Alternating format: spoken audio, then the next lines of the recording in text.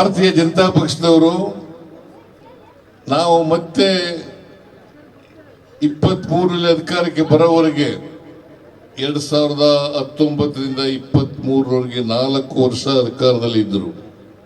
4 ವರ್ಷ ಅಧಿಕಾರದಲ್ಲಿದ್ದರು.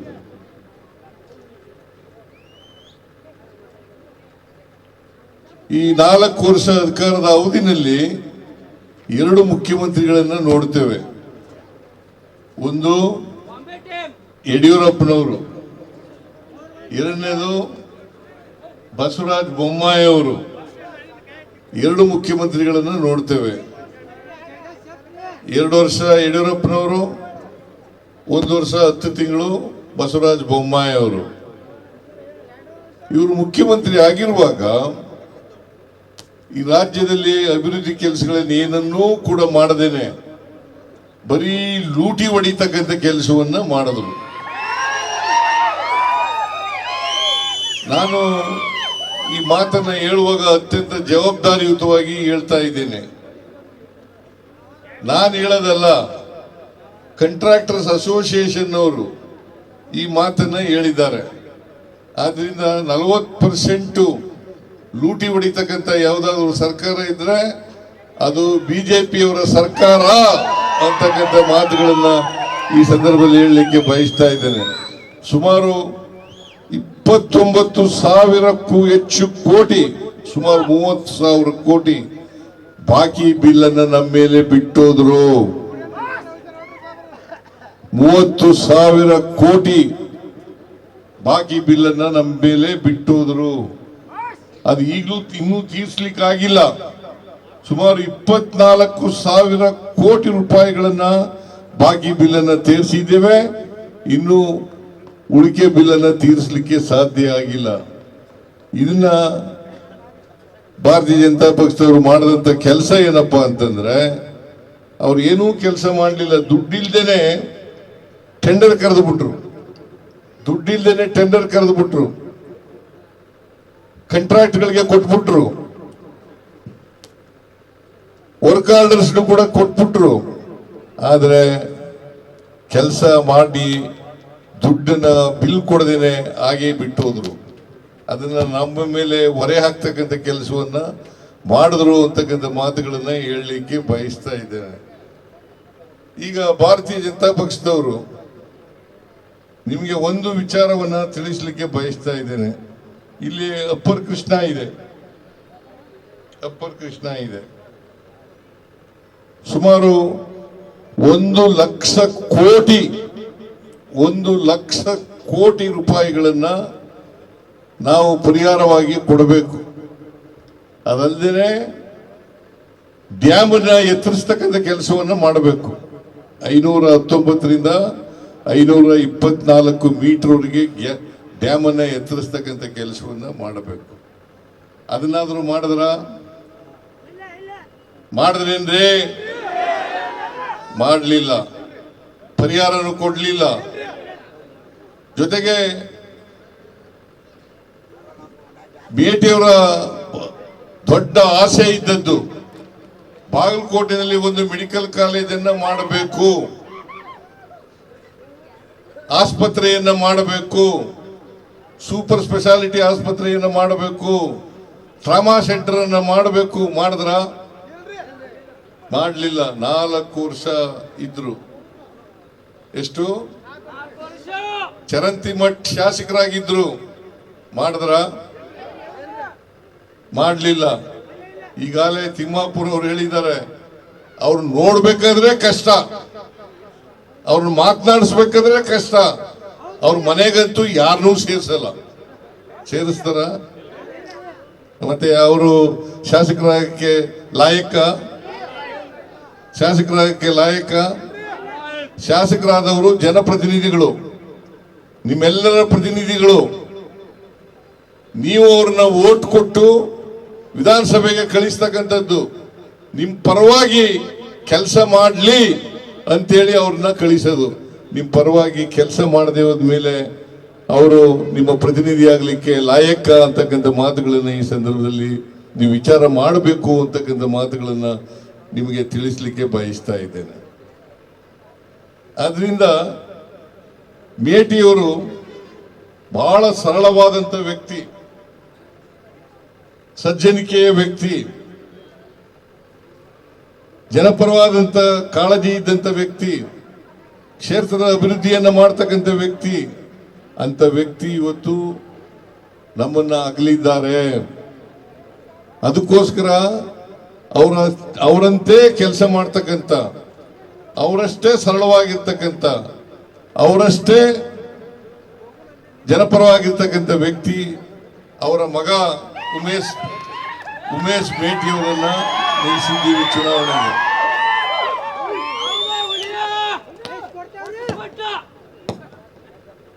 ಮತ್ತೆ ಕಾಂಗ್ರೆಸ್ಗೆ ಯಾಕೆ ಮತ ಹಾಕ್ಬೇಕು? ಕಾಂಗ್ರೆಸ್ಗೆ ಯಾಕೆ ಮತ ಹಾಕ್ಬೇಕು? ಕಾಂಗ್ರೆಸ್ ಎಲ್ಲರನ್ನೂ ಒಳಗೊಂಡಂತ ಪಕ್ಷ. ಕಾಂಗ್ರೆಸ್ ಎಲ್ಲರ ಹಿತವನ್ನ ಬಯಸ್ತಕ್ಕಂಥ ಪಕ್ಷ ಯಾವುದಾದ್ರೂ ಇದ್ರೆ ಅದು ಕಾಂಗ್ರೆಸ್ ಪಕ್ಷ ಮಾತ್ರ ಅಂತಕ್ಕಂಥದ್ದನ್ನ ತಮಗೆ ತಿಳಿಸಲಿಕ್ಕೆ ಬಯಸ್ತಾ ಇದ್ದೇನೆ.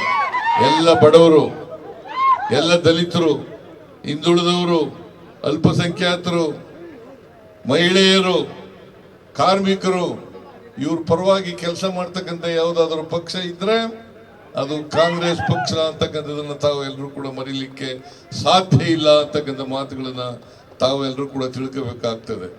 ನಾನು ಮುಖ್ಯಮಂತ್ರಿ ಆಗಿದ್ದೆ, ಇಂದಿನ ಬಾರಿನೂ ಕೂಡ 2013ರಿಂದ 2018ರವರೆಗೆ ಮುಖ್ಯಮಂತ್ರಿ ಆಗಿದ್ದೆ. ಆಮೇಲೆ ಮತ್ತೆ ಜನರ ಆಶೀರ್ವಾದದಿಂದ ಮತ್ತೆ ಮುಖ್ಯಮಂತ್ರಿ ಆಗಿದ್ದೀನಿ 2023ರಿಂದ. 2013ರಿಂದ 2018ರವರೆಗೆ ಇರುವಾಗ ನಮ್ಮ ಪಕ್ಷ, ನಾನು, ಸೋನಿಯಾ ಗಾಂಧಿಯವರು, ರಾಹುಲ್ ಗಾಂಧಿಯವರು, DK ಶಿವಕುಮಾರ್ ಅವರು, ನಾವೆಲ್ಲರೂ ಕೂಡ ಸೇರಿ ಜನಗಳ ಮುಂದೆ ಭರವಸೆಗಳನ್ನು ಕೊಟ್ಟಿದ್ದೆವು. 2013ರಿಂದ 2018ರವರೆಗೆ ನಾವು ಕೊಟ್ಟಿದ್ದಂಥ ಭರವಸೆಗಳು 165. ಆ 165 ಭರವಸೆಗಳಲ್ಲಿ 158 ಭರವಸೆಗಳನ್ನ ಈಡೇರಿಸಿದ್ದೇವೆ. ಈ 158 ಭರವಸೆಗಳಲ್ಲೇ ಇನ್ನ 30 ಹೊಸ ಕಾರ್ಯಕ್ರಮಗಳನ್ನ ಮಾಡಿದ್ದೇವೆ. ಯಾವುದಾದರೂ ನುಡಿದಂತೆ ನಡೆದಂತ ಸರ್ಕಾರ ಇದ್ರೆ ಅದು ನಮ್ಮ ಸರ್ಕಾರ, ಕಾಂಗ್ರೆಸ್ ಸರ್ಕಾರ ಅಂತಕ್ಕಂಥ ಮಾತುಗಳನ್ನ ಹೇಳಲಿಕ್ಕೆ ಅತ್ಯಂತ ಸಂತೋಷ ಆಗ್ತದೆ ಅಂತಕ್ಕಂಥ ಮಾತುಗಳನ್ನ ಹೇಳಲಿಕ್ಕೆ ಬಯಸ್ತಾ ಇದ್ದಾರೆ. 2023ರಲ್ಲಿ ನಾವು ಮತ್ತೆ ಜನ ನಮ್ಗೆ ಆಶೀರ್ವಾದ ಮಾಡಿದ್ರು. 136 ಸ್ಥಾನಗಳನ್ನ ಗೆದ್ದಿದ್ದು. ಮೇಟಿಯವರು ಕೂಡ ಇಲ್ಲಿ ಗೆದ್ದಿದ್ರು, ಬಾಗಲಕೋಟೆಯಲ್ಲಿ ಗೆದ್ದಿದ್ರು. ಆದ್ರೆ ಆ ಸಂದರ್ಭದಲ್ಲಿ ನಾನು ಮತ್ತು ನಮ್ಮ ಪಕ್ಷದ ಮುಖಂಡರುಗಳು ನಾವೆಲ್ಲರೂ ಸೇರಿ 5 ಗ್ಯಾರಂಟಿ ಯೋಜನೆಗಳನ್ನ ಜಾರಿ ಮಾಡ್ತೇವೆ ಅಂತಕ್ಕಂಥ ಮಾತುಗಳನ್ನ ಹೇಳಿದ್ದು. ನಾವು ಅಧಿಕಾರಕ್ಕೆ ಬಂದು ಒಂದೇ ತಿಂಗಳಲ್ಲಿ ನಮ್ಮ ಎಲ್ಲ ಮೊದಲನೇ ಗ್ಯಾರಂಟಿ ಯೋಜನೆಯನ್ನ ಜಾರಿ ಕೊಡ್ತಕ್ಕಂಥ ಕೆಲಸವನ್ನ ಮಾಡಿದವು. ಶಕ್ತಿ ಯೋಜನೆ, ಇಲ್ಲಿ ಹೆಣ್ಮಕ್ಳು ಕೂತಿದ್ದಾರೆ. ಹೆಣ್ಮಕ್ಳು, ನಮ್ಮ ರಾಜ್ಯದ ಜನಸಂಖ್ಯೆ 7 ಕೋಟಿ, ಅದರಲ್ಲಿ 3.5 ಕೋಟಿ ಮಹಿಳೆಯರಿದ್ದಾರೆ. ಅವರೆಲ್ಲ ಮಹಿಳೆಯರಿಗೂ ಕೂಡ ಉಚಿತವಾಗಿ ಬಸ್ನಲ್ಲಿ ಪ್ರಯಾಣ ಮಾಡ್ತಕ್ಕಂಥ ಕಾರ್ಯಕ್ರಮ ಇದ್ರೆ ಅದು ಶಕ್ತಿ ಯೋಜನೆ ಅಂತಕ್ಕಂಥ ಮಾತುಗಳನ್ನ ಹೇಳಲಿಕ್ಕೆ ಬಯಸ್ತಾ ಇದ್ದೇನೆ. ಈಗ ನೀವೆಲ್ಲಿ ಬೇಕಾದ್ರೂ ಹೋಗ್ಬೋದು, ನಿಮ್ಮ ಮನೆಗಳಿಗಾರ ಹೋಗ್ಬೋದು, ಕೆಲಸಕ್ಕಾರ ಹೋಗ್ಬೋದು, ದೇವಸ್ಥಾನಗಳಿಗಾರ ಹೋಗ್ಬೋದು, ಅಥವಾ ಟೂರಿಸ್ಟ್ ಪ್ಲೇಸ್ಗಳಿಗೂ ಕೂಡ ಹೋಗ್ಲಿಕ್ಕೆ ಸಾಧ್ಯತೆ ಇದೆ. ಇದನ್ನ ಮಾಡಿಕೊಟ್ಟದು ಸುಮಾರು ಇದಕ್ಕೆ 698 ಕೋಟಿ ಮಹಿಳೆಯರು ಇವತ್ತವರಿಗೆ ಉಚಿತವಾಗಿ ಪ್ರಯಾಣ ಮಾಡಿದ್ದಾರೆ.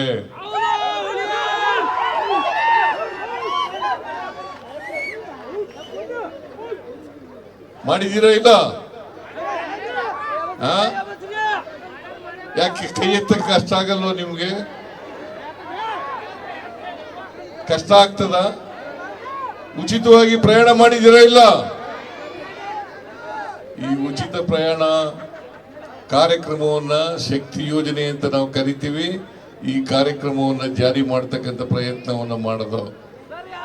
ಆಮೇಲೆ ಗೃಹಲಕ್ಷ್ಮಿ ಸುಮಾರು 1,26,00,000 ಮಹಿಳೆಯರು, 1,26,00,000 ಮಹಿಳೆಯರು, ಮನೆ ಯಜಮಾನಿಯರು, ಅವರಿಗೆ ಉಚಿತವಾಗಿ ಫ್ರೀಯಾಗಿ ತಿಂಗಳಿಗೆ 2,000 ರೂಪಾಯಿ,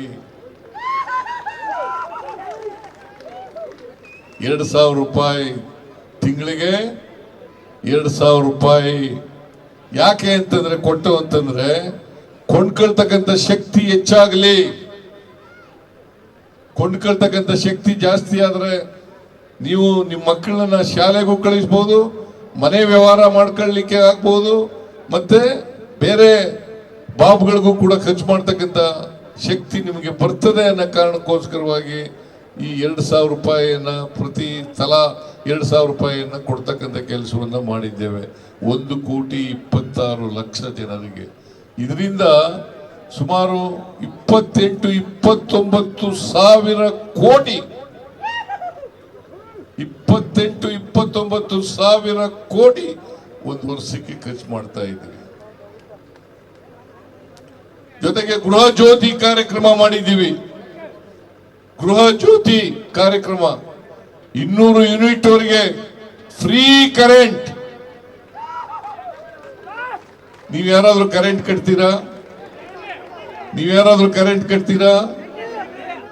ಯಾರು ಕರೆಂಟ್ ಕಟ್ಟಾಗಿಲ್ಲ, ಬಡವರು ಯಾರು ಕರೆಂಟ್ ಕಟ್ಟಾಗಿಲ್ಲ. ಆಮೇಲೆ ಅನ್ನಭಾಗ್ಯ ಕಾರ್ಯಕ್ರಮ 5 kg ಕೊಡ್ತಾ ಇದ್ದದ್ದು, ನಾನು ಹಿಂದೆ 5 kgಯನ್ನ ಫ್ರೀಯಾಗಿ ಕೊಡ್ತಾ ಇದ್ದೆ.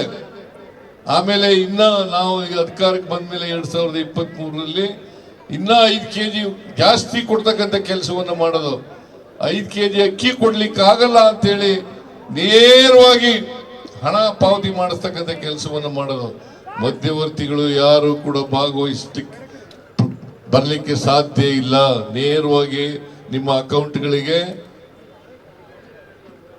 ಅಕೌಂಟ್ಗಳಿಗೆ ಹಣವನ್ನ ಪಾವತಿ ಮಾಡತಕ್ಕಂಥ ಕೆಲಸವನ್ನ ಮಾಡೋದು. ಈ ಗ್ಯಾರಂಟಿ ಯೋಜನೆಗಳನ್ನ ಮಾಡಿ ಸುಮಾರು ಒಂದು ಕುಟುಂಬಕ್ಕೆ 5,000-6,000 ರೂಪಾಯಿ ತಿಂಗಳಿಗೆ ಸಿಗ್ತಕ್ಕಂಥ ರೀತಿಯಲ್ಲಿ ಮಾಡಿದ್ದೀವಿ.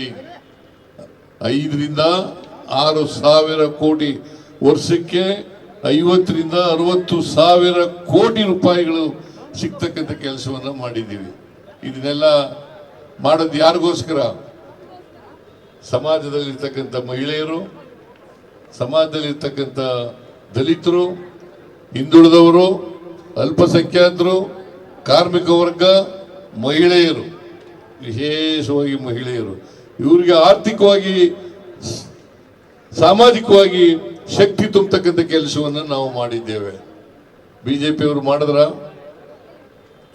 ಬಿಜೆಪಿಯವರು ಯಾಕೆ ಮಾಡಲಿಲ್ಲ?